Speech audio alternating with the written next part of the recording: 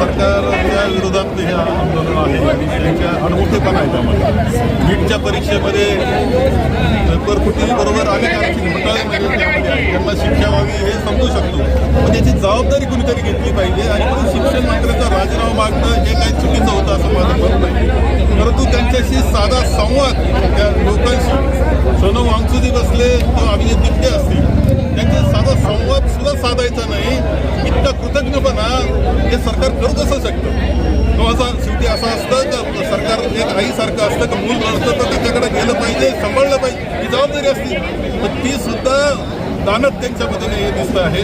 राहुलजी ज्या पद्धतीने आंदोलन करत होते, सभागृहात बोलतायत ते बाहेर आले, ते रस्त्यावर आले, आंदोलन करत होते, त्यांना ज्या पद्धतीनं उचललं विरोधी पक्षनेते आहेत देशाचे, अशा पद्धतीचे त्यांचे जे त्यांनी उचललं त्यांना जी अवहेलना त्यांनी केलेली आहे ही या देशाच्या लोकशाहीला शोभणारी नाही, हे सुद्धा निश्चित खरं आहे. आणि त्यामुळे हे आंदोलन तर आहेच नीट करता किंवा विद्यार्थ्यांकरता, युवकांच्या भवितव्याकरता, पण पुढच्या अनेक गोष्टी करता या सरकारचं जे काही वागणं आहे, या पद्धतीचं राजकारण आहे, याच्या विरोधात सुद्धा हे आंदोलन होणार, याची शंका बाळगण्याचं काही कारण नाही.